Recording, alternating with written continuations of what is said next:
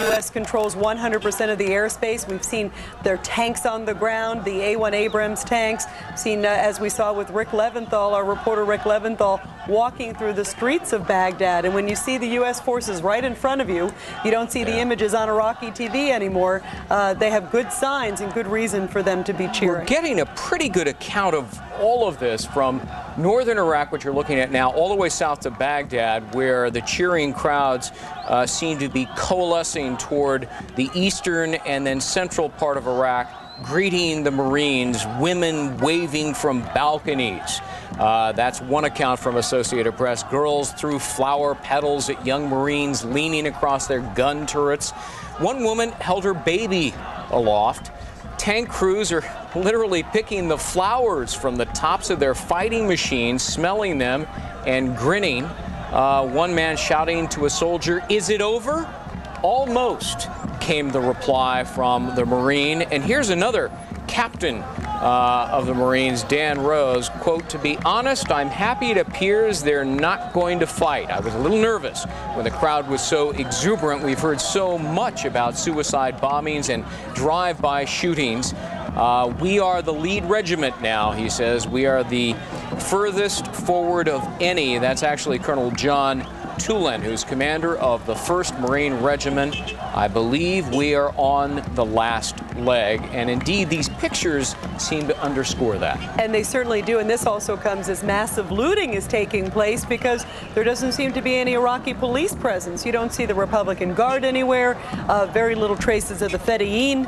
And in fact, we're getting word of just widespread looting taking place as people are cheering as well. And signs of gangs of youth, even middle-aged men looting warehouses of the Trade Ministry, the UN headquarters, also the Olympic Committee headquarters, which was also considered sort of a torture chamber. It was the location for Uday, Saddam's son.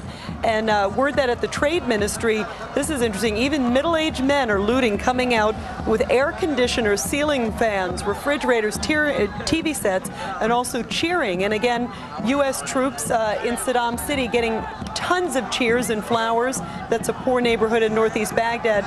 And again, just a wonderful line here. Thank you, Mr. Bush," one person shouted as they cried and saw the U.S. troops coming in. And indeed, the U.S. presence is all over the country. One of the last sort of untapped areas is Tikrit. That's in northern Iraq, just a little bit north of Baghdad, Saddam's hometown. But we do know that we have some forces in there. As you point out, Greg, the bombing continues there. But basically, U.S. troops in every part of this country, along with the Brits and a number of other countries in the coalition forces. And people here seeing the proof is real for years, wondering if they could, if this was going to be for real, especially the Shiites. Very concerned that maybe the U.S. would not stay for good, would not come into the streets of Baghdad, and now getting clear signs that that indeed has happened. And the cheering crowd seemed to be swelling. A 32-year-old sergeant is quoted as saying, "I'm happy to be here, but a little disappointed there weren't more soldiers to fight. Still, it's a good feeling knowing people are that afraid of us and thankful to have us. I feel like Madonna there, having flowers thrown at me," he said. There has been, we want to point out and be cautious about that, there has been some pockets of resistance. At one point, a Marine convoy, and this just happened, over a dozen armored vehicles halted because they spotted a blue flatbed truck that was partially concealed behind a brick wall. Within seconds, U.S. heavy machine guns took it out, causing a huge explosion, sending up a fireball, scattering the crowds who ran for cover. Moments later, then the Marines came across 4 ready-to-fire SA-2 missiles that were actually covered by a tarp by the roadside. But then after that happened, apparently the cheering crowds then resumed. And you're seeing it in northern Iraq as well here. This is the town of Arbil. And let's bring in, if we could, Jonathan Hunt, as we continue to look at these pictures. Jonathan, this is just an amazing sight. Hundreds upon hundreds here. This is northern Iraq, but this is taking place all over the country. What are your thoughts when you see and you hear these things? Yeah, it's interesting looking at these pictures from northern Iraq right now, Rita.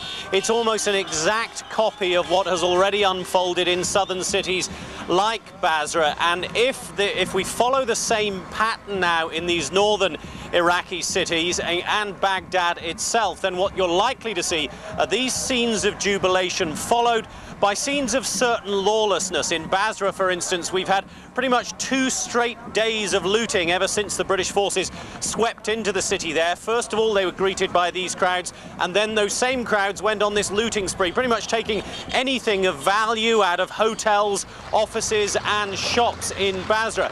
It is a breakdown of law and order, and it puts the British forces in Basra in an interesting position. They do not want to strictly impose a new law and order structure, because if they try to do that, then there could be a backlash against them. One British military official put it to me this way: it was a calculated gamble to allow this looting, allowing these people to let off some steam after many, many years of dictatorial rule and repression.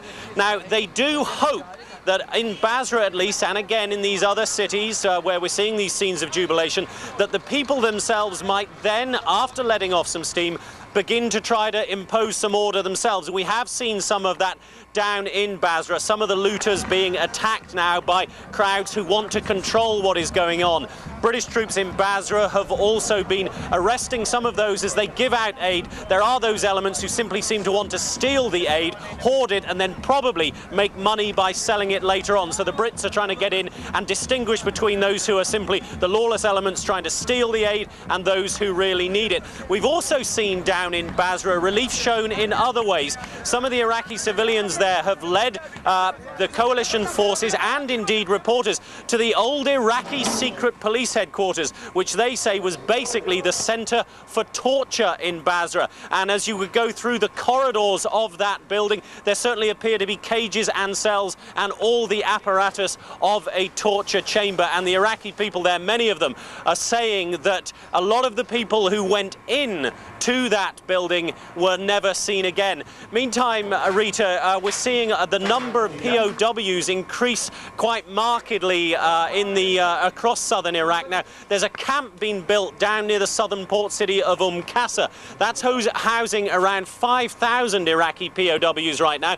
They were visited yesterday by the US ambassador to Kuwait, Richard Jones. All of those POWs, US officials say, are getting everything they need: food, clothing, medical aid. It's a stark contrast, perhaps, to the way the Iraqis have treated some of the coalition POWs. Now, just another point on that southern port city of Qasr. It's home to all these POWs right now. Fox News has also learned that it's likely to be the first home to General Jay Garner. He, of course, is the man appointed to lead Iraq for the moment into its new era, to concentrate on humanitarian aid, reconstruction, and indeed the appointment of a new civil administration. Obviously, the US hope is that the government of Iraq can be handed over to the Iraqi people as soon as possible, and that in itself would bring in a new law and order structure. Rita.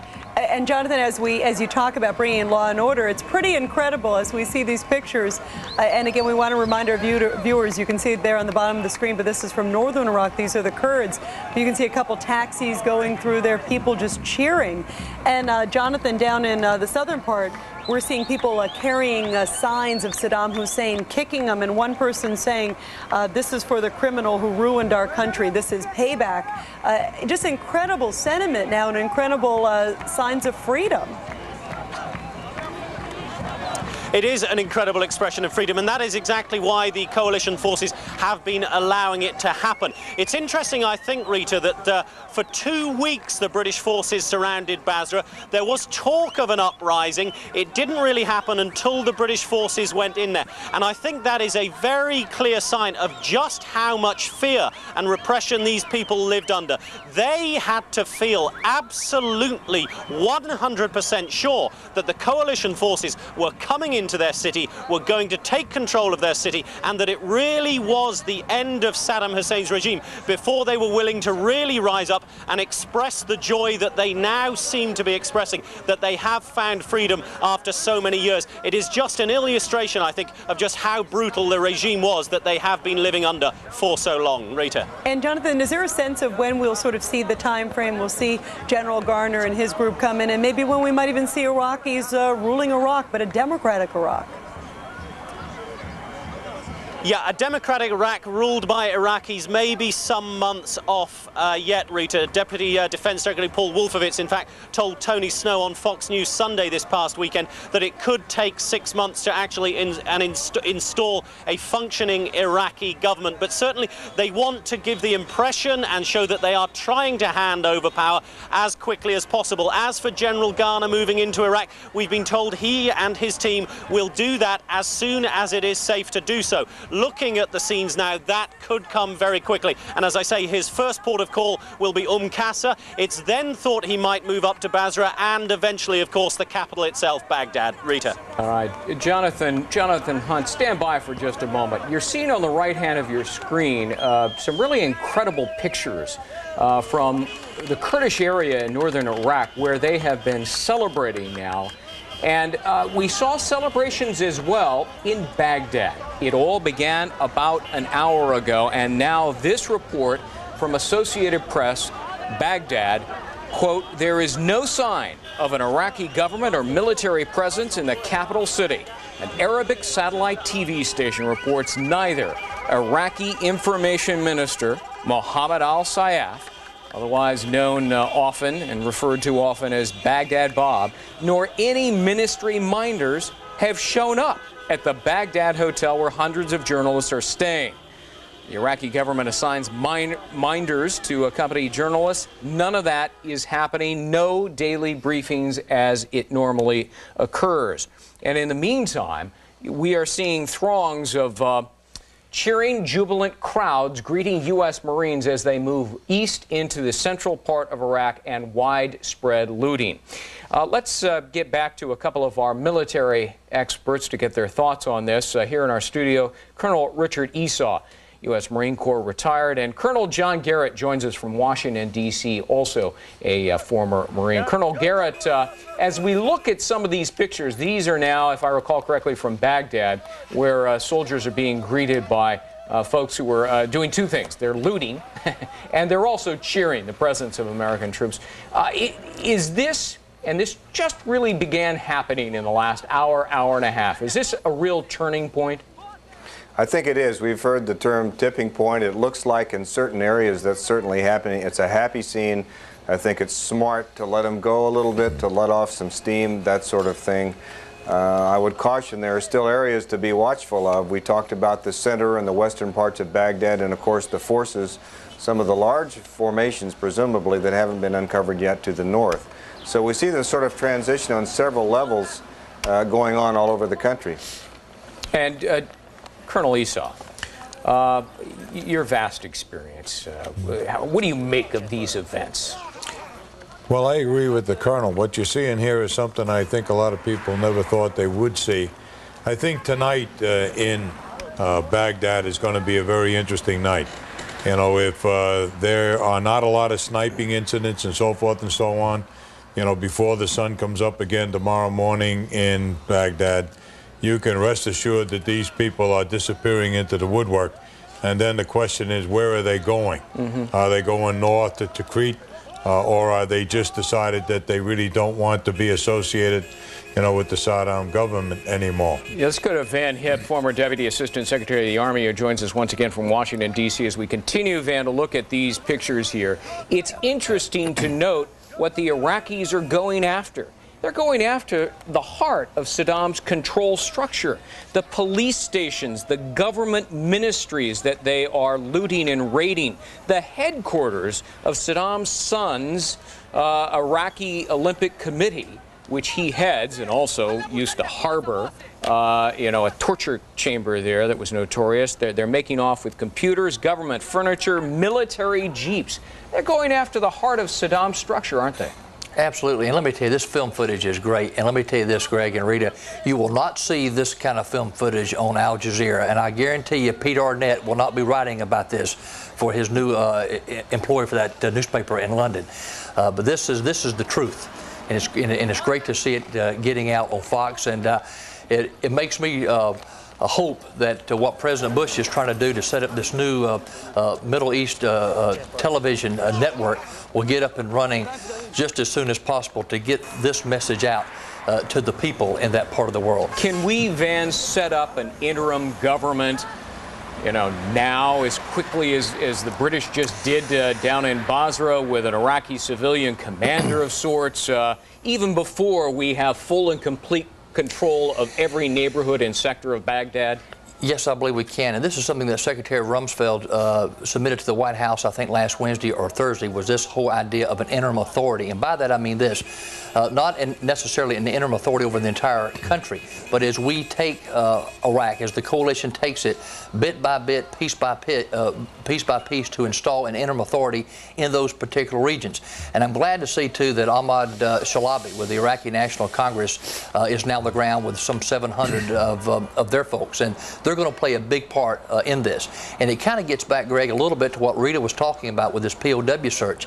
A lot of the intelligence that we got that led to the Defense Intelligence Agency to upgrade the status of Captain Spiker, that downed pilot from 12 years ago in Desert Storm, the upgrade him to missing in action came from contacts that the Iraqi National Congress had back in Iraq. And Colonel Dick Issa, one of the other things that they're going after is the UN headquarters in Baghdad. What do you make of that? Is there some symbolism behind that? Yes, I think there is. The question is, just exactly what do these people think of the UN, if in fact they will go ahead and, attack their headquarters, so to speak, and loot their headquarters. That's a very interesting turn of events for me. Lieutenant Colonel Bob McGinnis is also. And they've had conversations. They've said they need food, water, electricity. They have been asking the U.S. forces at the checkpoints not to search the women, but that is a very difficult problem for security forces they're going to have to work out. At one point, there was a very interesting exchange. The general and the colonel said to the Iraqi resistance people, "Tell us where the Ba'ath Party people are." And the resistance people said, "No, you tell us and we'll take care of them." To which the general replied, "No, you tell us where they are." So there's obviously quite a spirit of revenge. We do know that there was some fighting in Al Rama last night before we were permitted to go in. We heard some explosions. We saw evidence of some fires.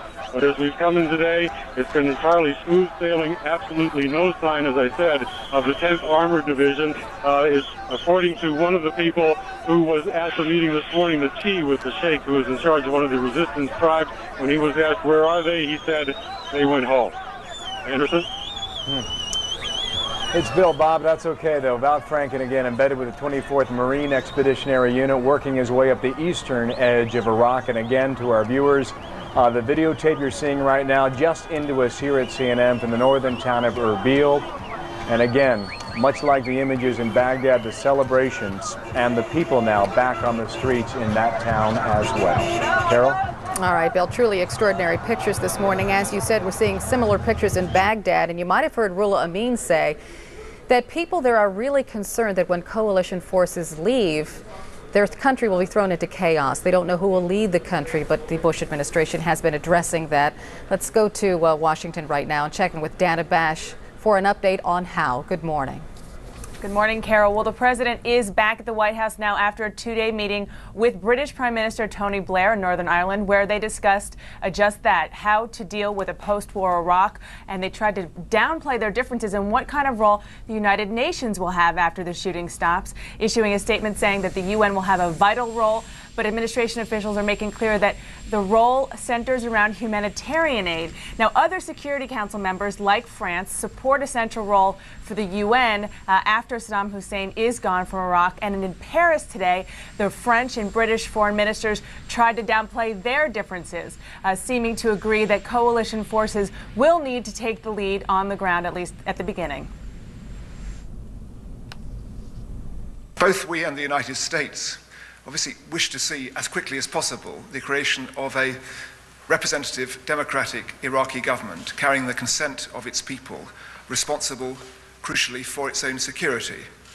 That can't happen overnight, and in those circumstances, since the United States, United Kingdom forces are the reality on the ground in terms of providing security and stability over time, we have to remain there. It is our responsibility to stay there until these other processes are through. Now, while they seem to agree on having a role for the United Nations, it certainly wasn't clear exactly what the definition of that role is, and that will certainly be a large part of the debate between Washington and many countries in Europe over the days to come. But meanwhile, back in Washington, President Bush this morning will have a breakfast meeting with key congressional leaders, get a briefing from his War Council, and he will meet with the president of the Slovak Republic. That is a country that has supported President Bush in his policy towards Iraq. All right, Dana Bash, many thanks to you live from Washington. And President Bush also said yesterday, and he made very clear, that the Iraqi people will be part of the government and will lead the country of Iraq.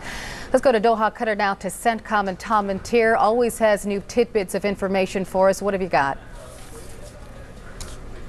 Well, we're sensing a feeling of cautious optimism. They say that what we're seeing on the streets of Baghdad, the jubilation, people going into regime locations and taking out what they want, it seems, say this is just a small picture in a larger mosaic, that there is still fighting in areas of the country. They don't have a total picture of celebration.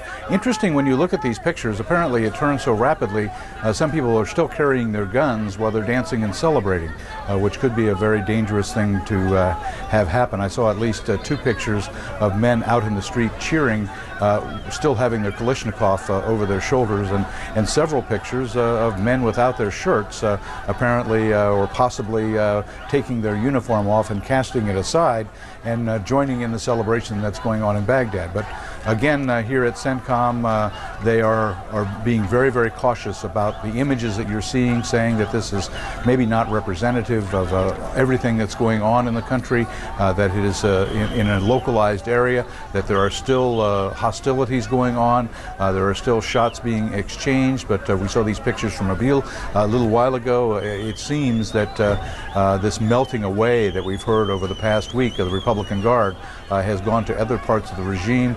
Reporters in Baghdad saying that their minders, who have shown up for work every single day and are with them constantly, simply did not show up to work today, and that was seen as a sign that possibly the regime has vacated the building, if you will. Other signs on the streets, policemen not out in plain sight anywhere, people driving the wrong way on one-way streets, not stopping for street lights. We saw this in Basra just a couple of days ago. So again, it is a chaotic situation where people who have been held down under the boot of Saddam Hussein, as they like to call it here at CENTCOM, finally casting off those chains and rising up on the streets, and a bit of celebration and a lot of looting.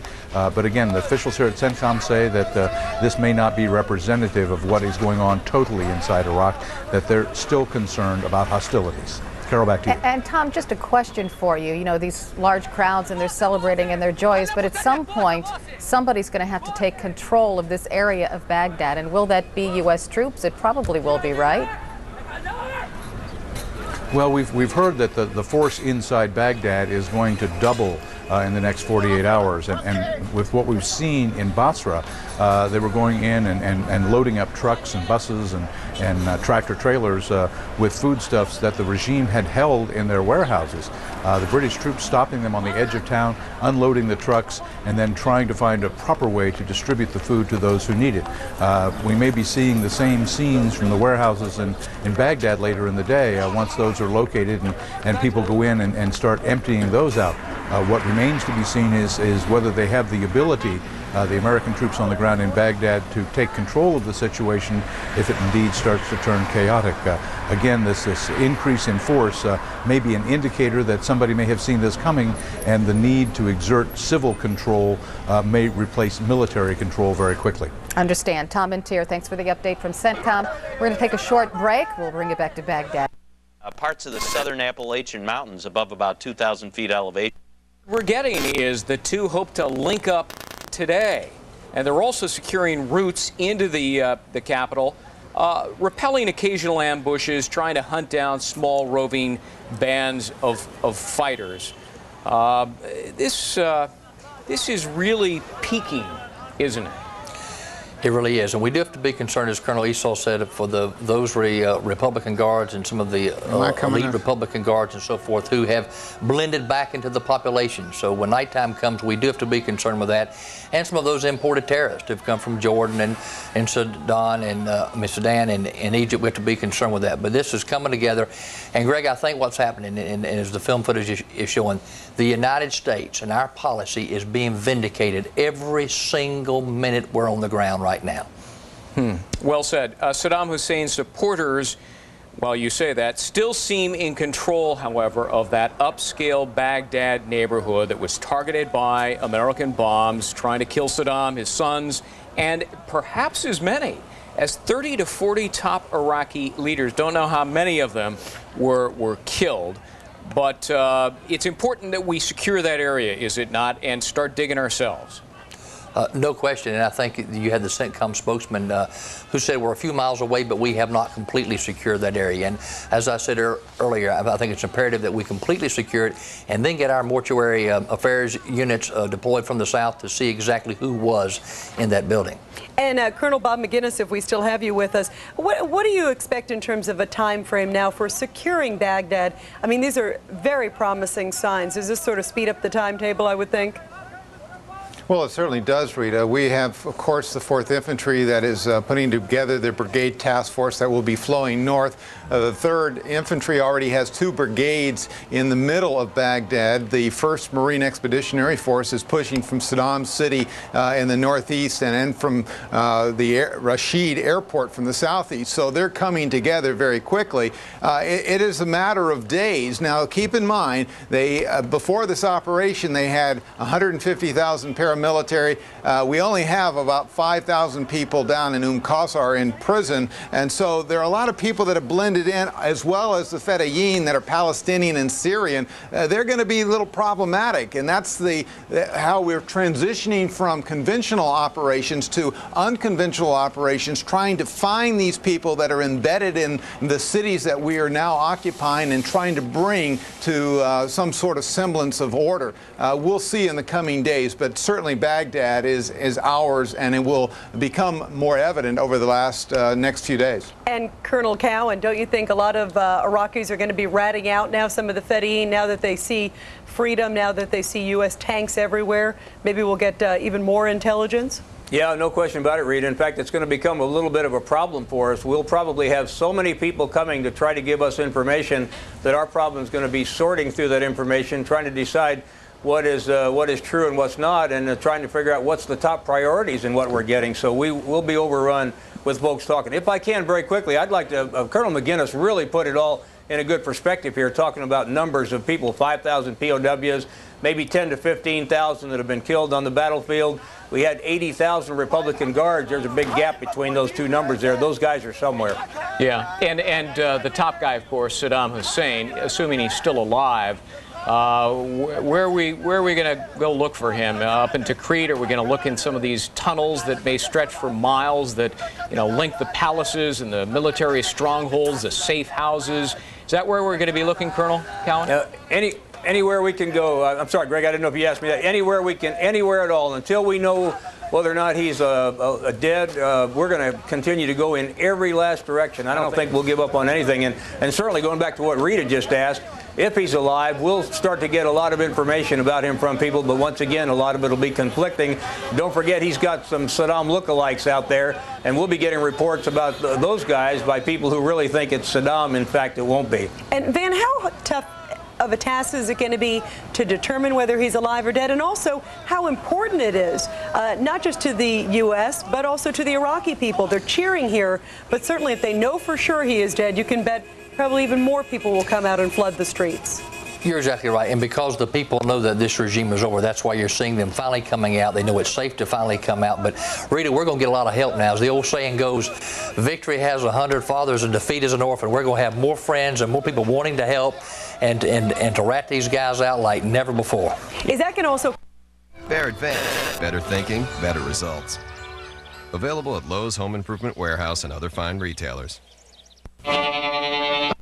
We are getting reports. I mean, they're already telling us now where pockets of Fedayeen are. I mean, the whole bit.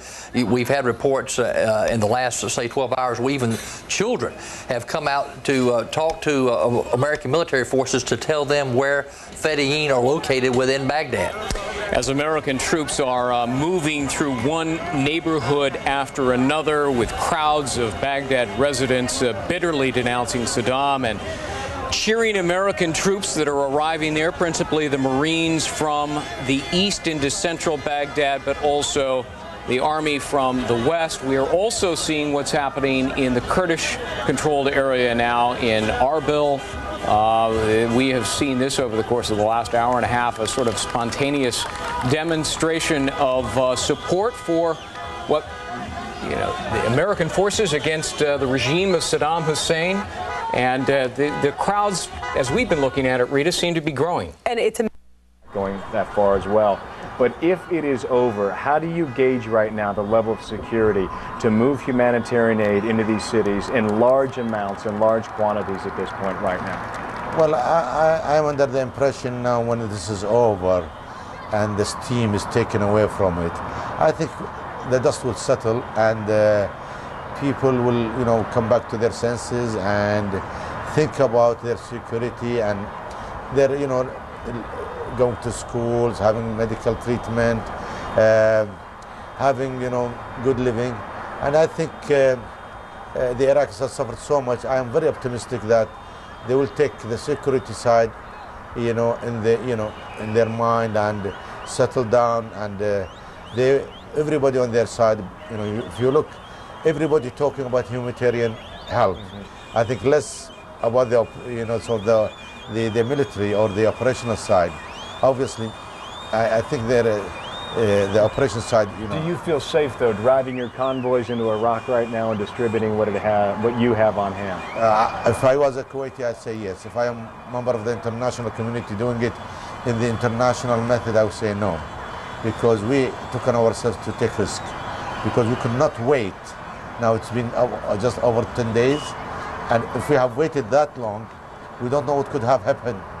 So we have breaking, let me say, the law of offering help. We are taking a risk. We are moving our, help right deep into Iraq.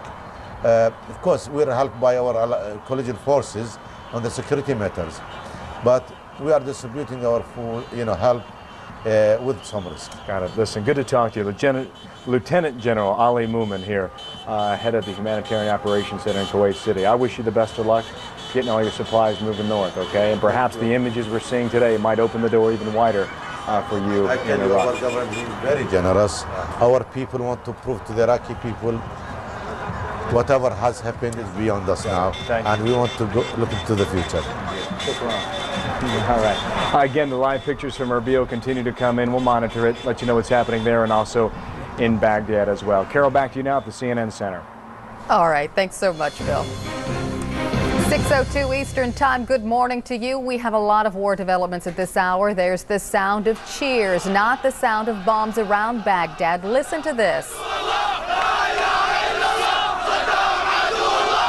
They are chanting, "There is only one God, and the enemy of God is Saddam Hussein." This big celebration is in Saddam City on the outskirts of the capital. Extraordinary pictures this morning. Those celebrations come as U.S. troops tighten their grip on Baghdad. A senior U.S. Army officer says the majority of Iraqi forces in the city have given up. But U.S. soldiers say some Iraqi soldiers have shed their uniforms and are blending into the civilian population and firing their weapons at U.S. troops. Moving on now to Basra in the southeastern portion of Iraq. The British military now controls 80% of Iraq's second largest city. A British spokesman at Central Command says only small pockets of resistance remain, and the British have started handover talks with the goal of turning the city over to local leaders. All of these developments come with no firm answers on if Saddam Hussein is dead or alive. On Monday, a Baghdad building where he was believed to be was bombed. While today there is looting and cheers in Baghdad, some residents are lying low, fearful that pro-Saddam militias might be in hiding and ready to pounce. Coalition forces are searching for 2 missing airmen north of Baghdad. Military officials said their F-15E Strike Eagle went down Sunday in hostile territory in the vicinity of Tikrit, Saddam Hussein's ancestral homeland. And it appears that it was an Iraqi surface-to-air missile that shot down a coalition A-10 Warthog. The U.S. Central Command said the plane went down yesterday near Baghdad's international airport. The pilot ejected. He was rescued. The plane, seen here, and another one were also damaged by enemy fire but managed to land safely. And there is no confirmation that a voice heard on a new audio tape from Afghanistan is actually Osama bin Laden's. But the voice warns Muslims everywhere that they are under threat from the United States. The message calls for suicide attacks against U.S. and British interests to avenge deaths in Iraq.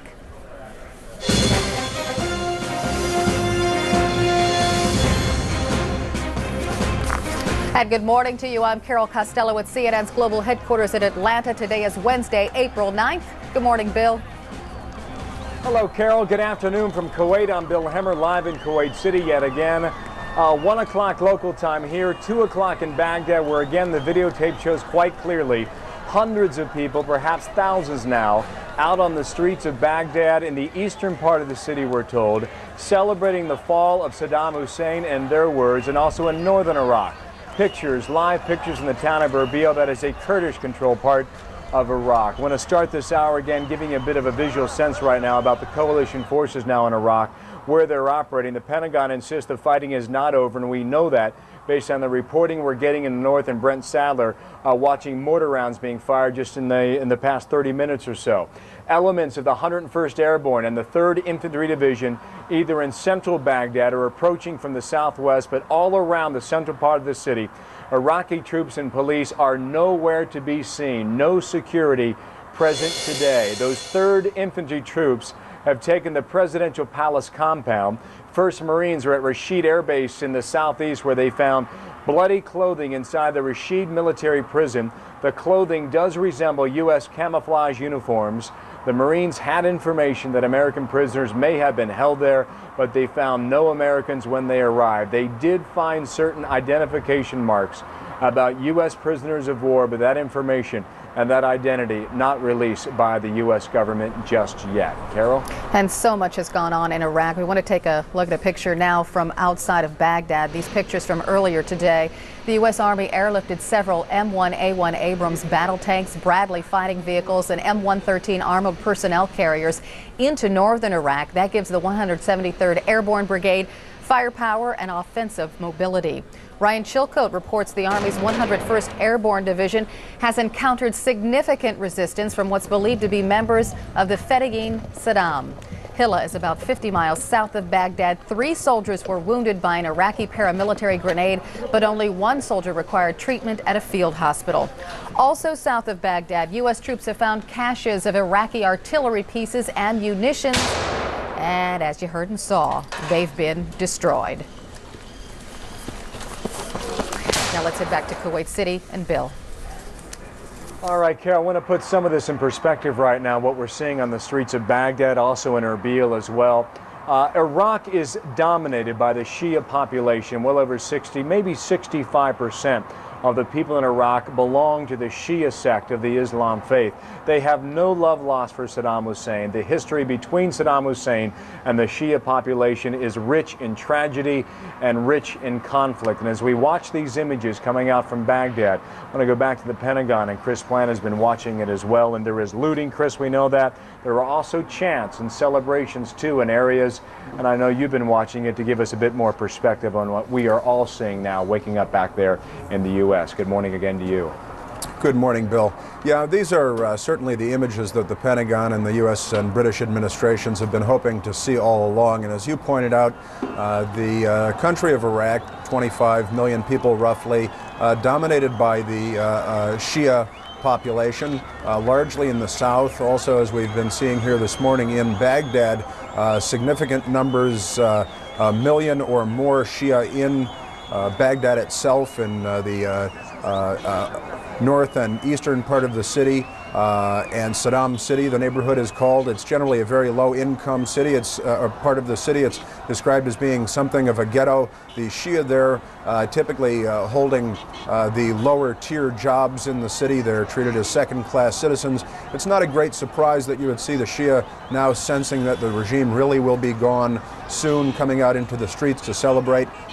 We've again seen some of that in the southern city of Basra, which is Iraq's second largest city, a population of about 1.3 million people, largely Shia down there also. These people have been brutalized by the regime of Saddam Hussein over the years, celebrating at the demise of this regime. Certainly no surprise. While we see this going on in one part of the city, it should be made clear that other parts of the city are still not entirely under control, that the ruling Ba'ath Party and the Sunni Muslims that have curried the favor of the regime of Saddam Hussein, that have benefited from the many years of control of the Sunni Muslims and the Baathists, are not so eager to see the regime melt away. We are getting reports, however, that the resistance is decreasing significantly, but there are still armed clashes going on, and this cannot be underestimated. Members of the Fedayeen Saddam, a paramilitary that has been used much like a secret police, I suppose, as most people would understand it, to keep the people in their place, the population of the country under Saddam's thumb. Still significant numbers of these people. They number in the tens of thousands. And they can't really be expected to melt away or to flee early on in this process, because when the regime goes, they have everything to lose. In fact, they may find themselves in grave danger. These people who were perceived by the population in general as the oppressors of the population may be in grave danger. There may be a frenzy of violence, the oppressed, as it were, rising up against their oppressors after all these years.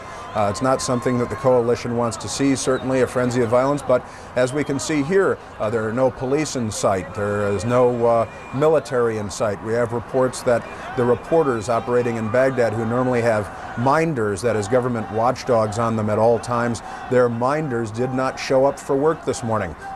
That may be a huge sign of the regime crumbling. The information minister, who we've seen so much of recently, who continued, under almost absurd circumstances to say that the coalition forces were being crushed and that their graves would be here, that their brave fighters were beating back the coalition, nowhere to be found this morning. Normally, apparently, on the scene well before now. It's not clear where these people are, but as of this hour, that has to be taken as an indication that the regime may in fact be crumbling in Baghdad. But there is still fighting going on. There are still hardliners out there, the Fedayeen Saddam in particular, the Special Republican Guard. These people, again, with everything to lose, may choose to make a last stand in Baghdad, outside of Baghdad. And as long as there's one person with a rifle on a rooftop, the coalition forces have to take their defensive posture very seriously.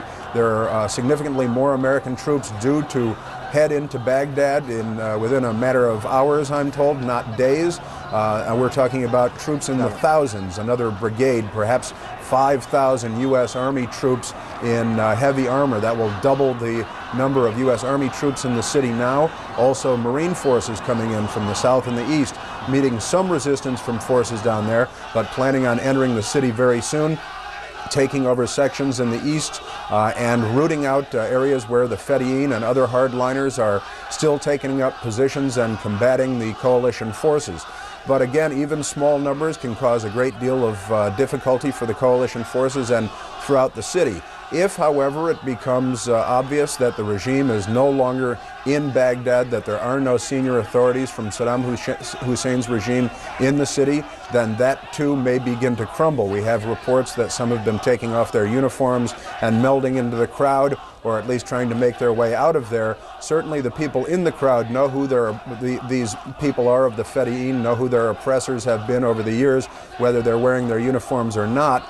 So very unstable period right now, a critical time, a time probably, at least, that the Pentagon would refer to as the tipping point. That is when it stops being an uphill battle and begins to become a downhill matter when the population is joining forces with the coalition and not opposing them.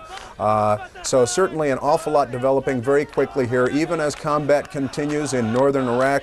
I have very specific reports of special operations forces, American forces in the north, directing airstrikes against remaining Republican Guard and other regular Army units in the north. There are special operations forces along the border with Syria, where some loyalists of Saddam are still taking up positions and combating the U.S. forces there. So it's not all over yet. That's for certain. There is still combat going on. It is a very uncertain period, a very unstable period. This may turn out to be a defining moment, a defining day, but it still remains to be seen whether there will be a last push by supporters of Saddam Hussein, whether they have the military wherewithal to mount any sort of an offensive against the forces there, whether they will attempt to come in and take some control of any portion of the city. But as of now, it does appear that the tide is turning in a very significant way. These are the images that the U.S. government, the British government want the rest of the Arab world to see. Certainly the Arab media has emphasized to a greater extent than the American media at least the civilian casualties and the problems that the coalition has inflicted on the Iraqi people and on the city of Baghdad. These are the images that the U.S. and British had hoped for early on, apparently paralyzed by fear and not trusting the coalition to go all the way this time. There was a great deal of reticence on the part of the population to come out and celebrate in the streets. But the worm appears to be turning here today, even before our very eyes. It may be the equivalent of the fall of the Berlin Wall. Now, it's not, of course, on that sort of epic scale, but this is a major event in the course of this now, I guess, 20-day-old conflict. And these are the images that the Western powers, the coalition powers, were hoping would be getting out to the Arab world. So big goings on here, Bill. Chris, thanks. Chris Plante at the Pentagon. You mentioned a number of things, and many thought that when this regime would fall similar to how Ceausescu in the late 1980s in Romania went down. You saw essentially a frenzy in the streets for about 2 or 3 days on the capital city of Bucharest, and after that time, the people of Romania simply took to the streets, expressed for what many had felt was pent-up aggression and oppression for many years. Now, for our viewers, if you're just waking up back in the U.S., you're going to see a number of images on our air. Some of it will be on videotape over the past several hours, feeding in from Baghdad, mostly from Saddam City, a poor section of Baghdad, eastern part of the city, described to be mostly Shia. The other images, perhaps a live image on our air, you also see the northern town of Erbil, where again, Kurdish-controlled territory in the north, territory rather, where people are coming out and expressing themselves again today. Largely chanting, celebrations underway as well, but so is widespread looting. This couples and parallels the pictures we saw in Basra on Monday and Tuesday, where the British military were essentially policing that area the past couple of days.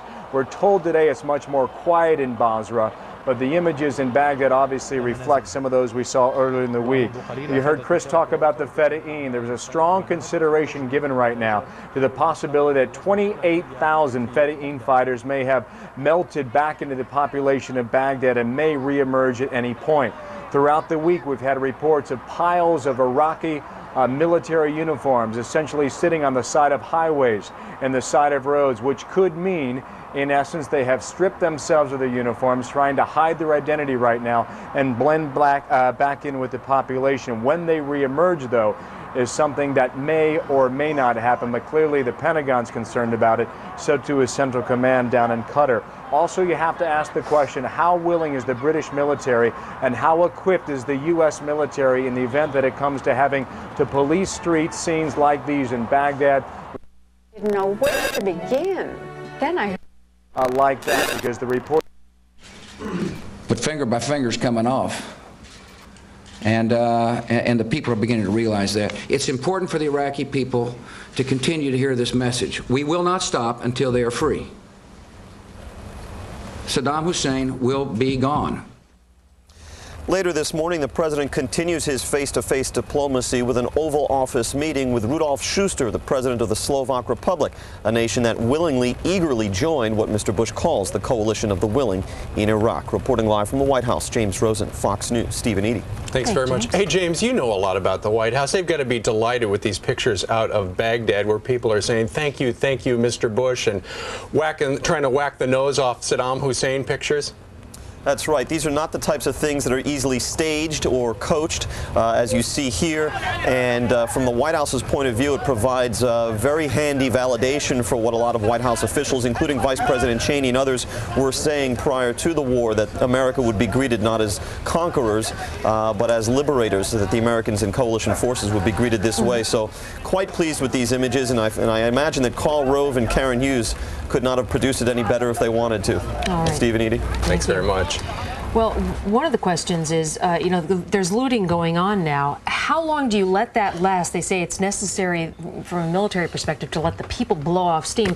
But then how and when do you clamp back down and say, look, you've got to, take control of your own streets? We can talk to some specialists about that later in our program. Also, we're points abandoned, many tanks, APCs abandoned, and they said very, very, very few people on the streets with military uniform and with weapons. Carol?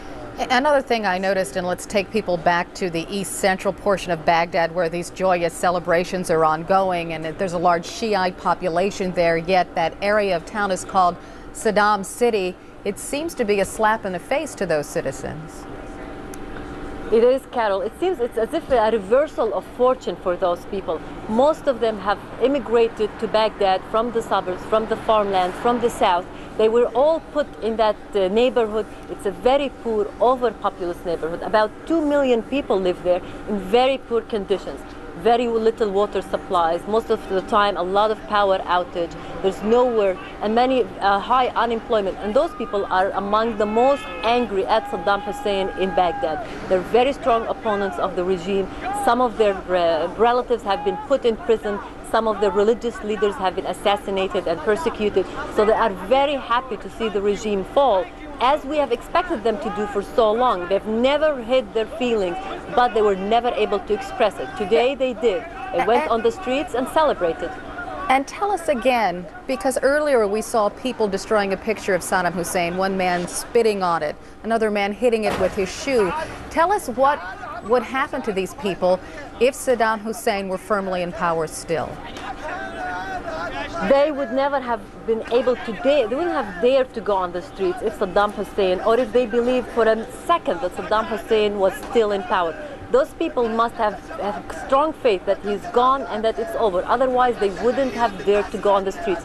We also have to remember that for the last few weeks, even before the war started, Saddam Hussein's security forces were very strongly present in Saddam City. They had it encircled. There were a large number of security forces, ruling Ba'ath Party militias. They were all there in every corner, making sure that those people are not going to rise against the regime. And obviously, those people, those security forces, must have abandoned their positions for those people the people of Saddam City to know that it's over and they can go on the streets, they can go into government buildings and take whatever they can take. They went into the trade ministry, the universities, the government ministries, the UN headquarters. They took everything that's valuable and not valuable. There are very poor people, and what seems unvaluable to us, it will be valuable to them.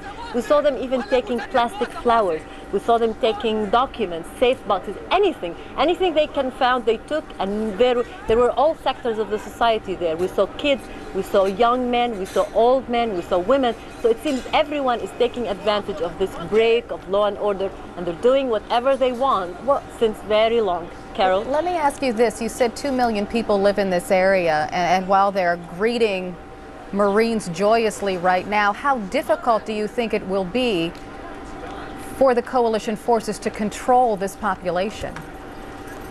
It will be very difficult because those people here, not only they are resentful about the regime, but they also want to make sure that any era that starts today, from today, they are going to be the one who have control over their lives.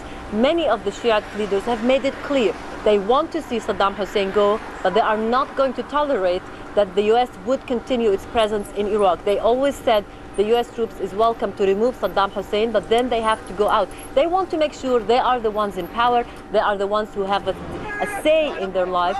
They are, the Shiite community is over it consists of more than 60% of Iraq's population is Shiite.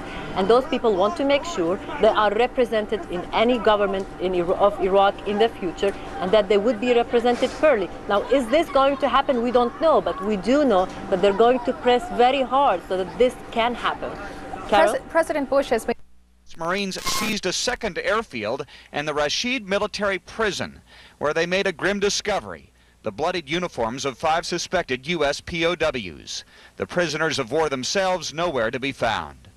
And in the south, citizens of Iraq's second largest city, Basra, showed journalists what they say was the Ba'ath Party's torture chamber. The locals say those who said anything against the government were brought here for beatings, mutilations, electric shocks, and chemical baths. And as for the mastermind of all this, London's newspaper The Guardian reports that British intelligence believes Saddam Hussein survived yesterday's air attack. U.S. intelligence says it's too early to tell. Well, Chris, as you're pointing out, that Guardian report may actually be accurate, considering what we're hearing from the Iraqi Republican Party. That's a pan-Arabic, pan-Iraqi party.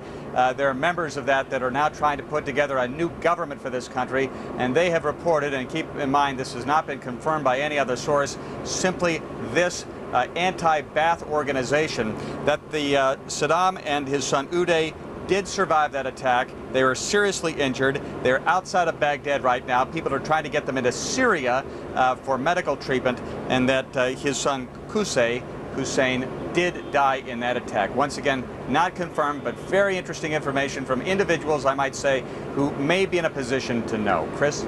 Thank you very much, Conan Nolan in Kuwait for us. And now to the pages of today's Washington Post. We're joined once again by Andy Mosher. He is deputy foreign editor, and he is in touch with all of the foreign correspondents who work for the Washington Post. Good to see you again, Andy. How are you doing? Doing fine, thank you. Well, let's start with what is one of the big stories today, the looting. And what are you hearing about that? I know Anthony Shadid writes about it today. Yeah, actually, I spoke with him a few minutes ago, and he was quite excited about it. It was a situation that seemed to be building up a lot of momentum very quickly. He needed to get out and report it. And of course, today he could do that because none of the information ministry officials, the minders who go out with reporters and restrict their movements, even showed up at the Palestine Hotel. So he's out looking at that now. And it sounds, jubilation is one thing, but it does sound a bit cautionary, because if you look at what's happened in Basra already, this is more than people just looting big ticket items like TVs and stereos. This is people going into other people's homes and stealing everything that they have. There's really a huge level of chaos and disorder in Basra that has the people down there very much upset. And of course, Baghdad's 4 times the size. And the American Army and Marines are in much less position, I would think, than the British. Absolutely. Amazing. Colonel Walter Boyne, we thank you very much for joining us. Thanks for having me. You betcha. At the top of the program, we were talking about how the Iraqi minders did not show up for journalists today. That's Absolutely. right. And we were wondering, does this change what they're able to say? I mean, has anyone showed up now? Let's listen to David Shader. He's with our sister network, Sky News. And he's talking about what's happening. Weapons, Kalashnikovs, taken by men in civilian uniforms into various buildings around here. So yeah, this is still an area very much under the control of those paramilitary forces, even though they might be dressed in civilian clothes at the moment. They've got Kalashnikovs, they've got rocket-propelled grenades, and this is still under their nominal control. Any sign of the now infamous information minister this morning, David? None whatsoever. As I say, I saw the director, his director of the press center, leaving, I think, about 3 hours ago, heading off north in a car with some aides. Everyone else, it seems, has flown the coop. But around here, they're still, as I say, irregular units, well-armed irregular units, and they seem determined to carry on with their resistance. And just give us a sense of the noise of battle you can hear. There's still some fighting going on in other parts of the city? I'm sorry, I'm beginning to lose the link with you, but I hope you can still hear me. As I say, it's eerily deserted. There's not much not much sign of the Americans getting any closer to this area. The civilians are staying pretty much inside their houses. It's still too risky for them to come out, but there is a feeling that the moment is close when this will be under American control. But it's still a very dangerous moment. It's still that time when things are about to tip, but there are people here who are still determined to fight. David, we'll stay with this if you can still hear my words into your earpiece there. I was just asking you about the sounds of warfare, if that is still going on. Is it in other parts of the city further away from you? I don't know if you can hear me, but I couldn't hear you. You were breaking up there. But as far as the situation here is concerned, 1 or 2 cars amazingly driving around the streets. There is a beginning of a change in atmosphere here. People still don't quite believe it in this part of the city. We're still to see those American soldiers, but certainly any vestiges or signs of real control by the people who've been controlling all our reports for the last 3 weeks, indeed the last 8 weeks as far as I'm concerned, they've all gone. But as I say, there are still a few pockets of resistance. We're going to start nosing around for you, perhaps heading across to the bank of the river